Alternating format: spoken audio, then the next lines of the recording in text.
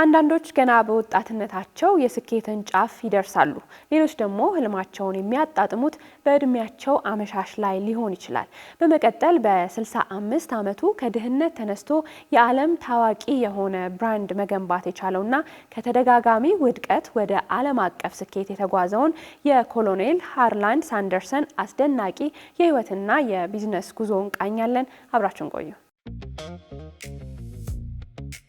ሁሉም ሰው በራሱ የጊዜ ሰሌዳ ውስጥ ይኖራል። ስኬትም የሚመጣው በዚያው የጊዜ ሰሌዳ መሰረት ነው። አንዳንዶች ገና በወጣትነታቸው የስኬትን ጫፍ ይደርሳሉ። ሌሎች ደግሞ ለዘመናት ይታገላሉ። ህልማቸውን የሚያጣጥሙትም በእድሜያቸው አመሻሽ ላይ ሊሆን ይችላል። ነገር ግን ስኬት መቼ መጣ ከሚለው ይልቅ መምጣቱ ነው ዋነኛ ውጤታማነቱን የሚያሳየው። እስቲ ያስቡት፣ አንድ ሰው በ65 ዓመቱ ሁሉንም አጥቶ ቢቀርም ያ የህይወቱ መጨረሻ ነው ብሎ ቢያስብ ብዙ አይገርምም። ወይም ከ1000 ጊዜ በላይ አይሆንም የሚል መልስ ቢሰጠው ህልሙን ለማሳካት አሁንም በር የሚያንኳኳ ማን አለ? ዛሬ የምነግራችሁ ታሪክ ውድቀትን እንደ መጨረሻ ሳይሆን እንደ አዲስ ጅማሬ ያየን ሰው ታሪክ ነው። አብራችሁን ቆዩ።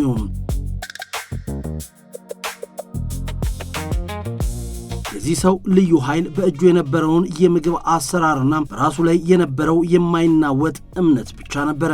ይህም ኃይልና እምነት በመጨረሻም የዓለም የምግብ ኢንዱስትሪን መቀየር ችሏል። ዛሬ በዓለም ላይ በየቀኑ በሚሊዮን የሚቆጠሩ ሰዎች እርሱ በመሰረተው የምግብ ቤት ብራንድ ይመገባሉ። ነገር ግን ከዚህ ታላቅ ብራንድ ጀርባ ያለው ጽናት፣ ፈጠራ፣ የማይታከት ጥረትና የማይበገር ተስፋ ታሪክ ብዙዎቻችንን ስለሚያስተምር ልንመለከተው ወደናል።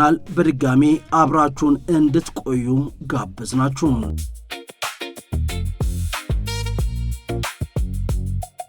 ዛሬ በ65 ዓመቱ ከድህነት ተነስቶ በዓለም ታዋቂ የሆነን ቢሊየን ዶላር ብራንድ የገነባውን ከተደጋጋሚ ውድቀት ወደ ዓለም አቀፍ ስኬት የተጓዘውን የኮሎኔል ሃርላንድ ሳንደርስ አስደናቂ የህይወትና የቢዝነስ ጉዞን እንቃኛለን። ባለታሪካችን ከ$6 ጡረታ ዓለም አቀፍ ቢዝነስ መመስረት የቻለ ሰው ነው።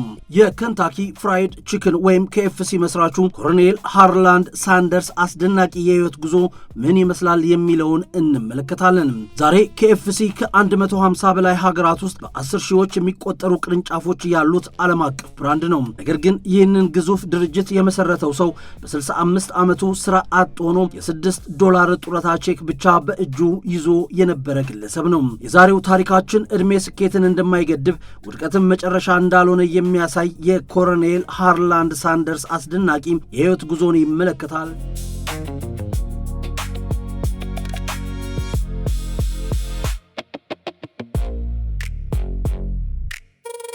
ሃርላንድ ሳንደርስ በአውሮፓውያን አቆጣጠር በ1890 በአሜሪካ ኢንዲያና ግዛት ተወለደ። ገና የ5 ዓመት ጨቅላ ሳለ ነበር አባቱን በሞት ያጣው። እናቱ ለስራ ስትወጣ ቤት ውስጥ ያሉትን ልጆች ለመመገብ የሚያበስለው እርሱ ነበር። ብዙ ሰዎች ይህንን ችግር እንደ ዕድለቢስነት ያዩታል። ነገር ግን ለሳንደርስ ይህ ወደፊት ዓለምን የሚያስደንቀውን የምግብ ክህሎት የጀመረበት ጊዜ ሆነ። ሳንደርስ በወጣትነቱ ከ20 በላይ የተለያዩ ስራዎችን ሞክሯል። የእርሻ ሰራተኛ ነበር። በባቡር መንገድ ውስጥም እንደዚሁ የመድን ሻጭ፣ የጎማ ሻጭ፣ የፌሪ ጀልባ ባለቤት፣ የጦር ሰራዊት አባልና ሌሎች ብዙ ስራዎችን ሰርቷል። ደከመኝ አያውቅም። የህልሙን እስኪያገኝ ቁጭ ማለት የሚመርጥ ሰውም አይደለም። አንዳንዶቹ ስራዎቹን በመባረር አጥቷቸዋል፣ ሌሎቹን ደግሞ ከስሮ ተዘግተዋል። ይህም ለባለታሪካችን ሳንደርስ ጉልበት እንጂ ድክመት አልሆኑትም። እንደ ኤሮፓያን አቆጣጠር በ1930ዎቹ መጀመሪያ ላይ ኬንታኪ ግዛት የነዳጅ ማደያ ይሰራ ነበር። ወደ ማደያው የሚመጡ ተጓዦችን በቤቱ ውስጥ ያበሰለውን ዶሮ መመገብ ጀመረ። በጣም በአጭር ጊዜ ውስጥም ሰዎች ነዳጅ ለመሙላት ሳይሆን የሳንደርስን ዶሮ ለመመገብ መምጣት ጀመሩ። በኋላም ዘመናዊ ማብሰያ በመጠቀም ዶሮውን በፍጥነት እያበሰለ ጣዕሙን እንዳይቀንስ የሚያደርግ ዘዴ ፈጠረ። ከዚያም 11 አይነት ሚስጥራዊ ቅመሞችን ያካተተውን ታዋቂውን የዶሮ አሰራር አዘጋጀ። እንደ ኤሮፓያን አቆጣጠር በ1955 አዲስ አውራ ጎዳና ሲገነባ መንገዱ ከሬስቶራንቱ ራቀ። በዚህም ደንበኞቹ ቀነሱ፣ ቢዝነሱም ከሰረ። በዚህ ምክንያት ኮሎኔል ሃርላንድ ሳንደርስ ብዙ የለፋበት ሬስቶራንቱን ለመሸጥ ተገደደ። በ65 ዓመቱ በእጁ የቀረው በወር $6 የሚያገኝበት የጡረታ ገንዘብ ብቻ ነበረ። ብዙ ሰዎች በዚህ ዕድሜ ተስፋ ይቆርጣሉ። ሳንደርስ ግን እንደ አዲስ ጉዞ ጀመረ። ኮሎኔል ሃርላንድ ሳንደርስ የራሱን ሬስቶራንት ከመክፈት ይልቅ ይልቅ የምግብ አሰራሩን ለሌሎች ሬስቶራንቶች ፍራንቻይዝ ለመስጠት ወሰነ። ከዛም ያዘጋጀውን ምግብ በመኪና ይዞ ከከተማ ወደ ከተማ ይዞር ጀመረ። በራሱም ዶሮዎችን እያበሰለ ለሬስቶራንት ባለቤቶች ያቀርብ ያዘ። ከተመቻቸው ብቻ ከእያንዳንዱ የሚሸጥ ዶሮ ጥቂት ሳንቲም እንዲከፍሉትም ይጠይቅ ነበር። በዚህ ጊዜም ከ1000 ጊዜ በላይ አይሆንም አንፈልግም የሚል መልስን ተቀብሏል። ነገር ግን በፍጹም መሞከር አላቆመም። ህልሙ እንደሚሳካ ጠንቅቆ ያውቅ ነበር። ከብዙ ልፋት በኋላ አንድ ሰው በኮሎኔል ሃርላንድ ሳንደርስ ዶሮ ጥብሶች ላይ እምነት አሳደረ። እርሱም እምነቱን ወደ ተግባር ቀየረ። ይህም ለአንዴና ለመጨረሻ ጊዜ የኮሎኔል ሃርላንድ ሳንደርስን ሕይወት ቀየረ። እንደ ኤሮፓያን አቆጣጠር በ1964 ከ600 በላይ የኬኤፍሲ ፍራንቻይዞችን ለመክፈት በቁ። በጊዜውም ኩባንያውን $2 ሚሊዮን ለመሸጥ በቅቷል። ነገር ግን ኮሎኔሉ የኬኤፍሲ ፊት አምባሳደርና የብራንዱ ምልክት ሆኖ መስራቱን ቀጠለ። ዛሬ የኮሎኔል ሳንደርስ ፊት በዓለም ላይ ከሚታወቁ የቢዝነስ አርማዎች አንዱ ሆኗል። የኮሎኔል ሳንደርስ ታሪክ ለዓለም 5 ትልልቅ የቢዝነስ ትምህርቶችን አስቀምጦ ማለፍ ችሏል ይባልለታል። የመጀመሪያው ዕድሜ ስኬትን እንደማይገድብ ሲሆን ሁለተኛው ደግሞ ውድቀት የመጨረሻ ሳይሆን የአዲስ ነገር መጀመሪያ ሊሆን እንደሚችልና ልዩ የሆነ ጥራት ያለው ምርት ራሱን እንደሚሸጥ ያሳይ ሆነ። የመጨረሻዎቹ 2 ትምህርቶች ደግሞ አይሆንም የሚለውን መልስ ተቀብሎ መቀጠል የስኬት ቁልፍ እንደሆነና ትንሽ ሐሳብ በትክክልም ከተመራ ዓለም አቀፍ ብራንድ ሊሆን እንደሚችል ያሳየ ነበር። ኮሎኔል ሃርላንድ ሳንደርስ ለአውሮፓውያን አቆጣጠር በ1980 በ90 ዓመቱ ከዚህ ዓለም በሞት የተለየ ቢሆንም ነገር ግን የጀመረው ራዕይ እስከ ዛሬ በዓለም ዙሪያ በሚሊዮኖች የሚቆጠሩ ሰዎችን እያገለገለ ይገኛል። ምናልባትም ዛሬ እርሱ የገጠመው ውድቀት የነገው ትልቅ ስኬት መጀመሪያ ሊሆን እንደሚችልም ኮሎኔል ሳንደርስ የህይወት ታሪክ ልንማር እንችላለን። ኮሎኔል ሳንደርስ ታሪክ የሚነግረን አንድ ነገር አለ፣ ፈጽሞ ተስፋ አለመቁረጥን እንዲሁም ትልቅ ዕድልህ ከፊት ሊሆን እንደሚችል መረዳት መቻልን ነው። ኮሎኔል ሃርላንድ ሳንደርስ የህይወት ታሪክን እንዲቃኘን በሌላ ፕሮግራም እስክንገናኝ በዚሁ አበቃው።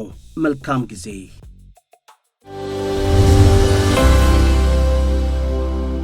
የተለያዩ የሴቶችና የህፃናት ንጽህና መጠበቂያ ምርቶችን እያመረተ ለገበያ በማቅረብ የሚታወቀው ኢቭ ሳኒተሪ ፕሮዳክት ማኑፋክቸሪንግ ፒኤልሲ የንጽህና መጠበቂያ ምርቶች አጠቃቀም በሴቶች ጤና በንጽህናና በሴቶች ማብቃት ላይ ያተኮረ የግንዛቤ ማስጨበጫ ፕሮግራምና የሴት ተማሪዎች ውድድር አካሂዷል። እነዚህ ሴት ተማሪዎች ላይ አብረን መስራት የፈለግነው ያው በወር አበባን አስመልክቶ የተለያዩ ትክክል ያልሆኑ አመለካከቶች ስላሉ እኛ ደግሞ የወር አበባ የምንፈካበት የምናብብበት እንጂ የምንሸማቀቅበት አይደለም የሚለውን ነገር ግንዛቤ ለማስጨበጥና ይሄንን እቃም ያው ይሄን ምርትም ለማስተዋወቅ ነው ይሄን ፕሮግራም ያዘጋጀ ነው። ስፔሻሊ ተማሪዎች ደግሞ ያው እነሱ ላይ አሁን ሃይ ስኩል ተማሪዎች ላይ ፎከስ ያደረግ ነው።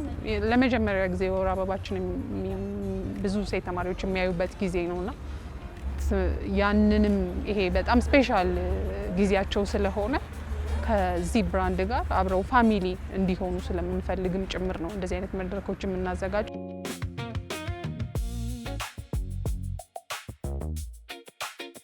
ከዚህ በፊት ከተለያዩ መንግስታዊ ያልሆኑ ተቋማቶች ጋር በመተባበር መረዳት የሚገባውን የማህበረሰብ አካል እንረዳለን። ለሴቶች ብቻ ሳይሆን ህፃናቶች ማሳደጊያዎች፣ እነዚህ መንግስታዊ ያልሆኑ ህፃናት ማሳደጊያዎችና የእርዳታ ድርጅቶች ጋርም በመተባበር ማህበራዊ ኃላፊነታችንን በተለያየ ጊዜ ስንወጣ ቆይተናል።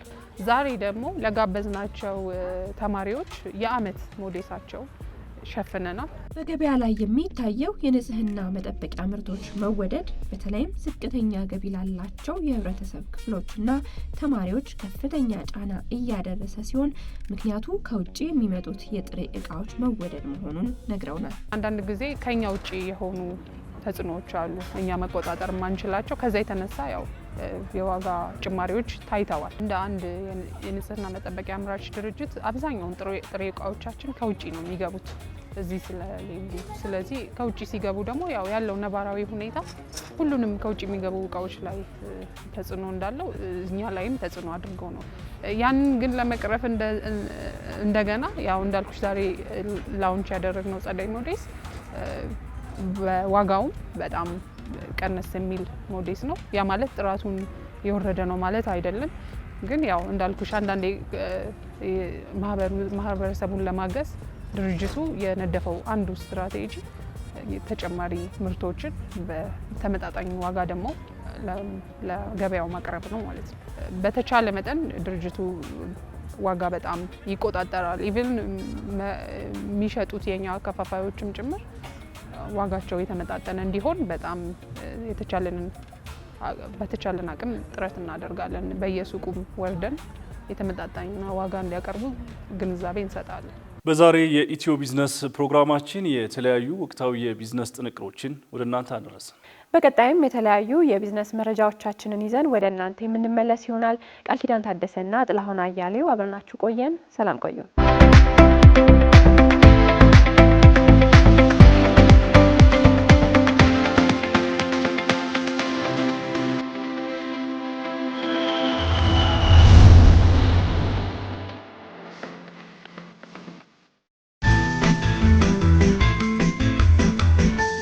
እስከ መጨረሻው ድረስ ከኛ ጋር ስለነበራችሁ እናመሰግናለን። የምናዘጋጃቸውን አዝናኝ ቪዲዮዎች ማየት ከፈለጋችሁ እዚች ጋር ጠቅ ያድርጉ። ሰብስክራይብ የሚለውን ደግሞ እዚህ ጋር ጠቅ ማድረግ እንዳትረሱ። በቀጣይ ቪዲዮ እንገናኝ።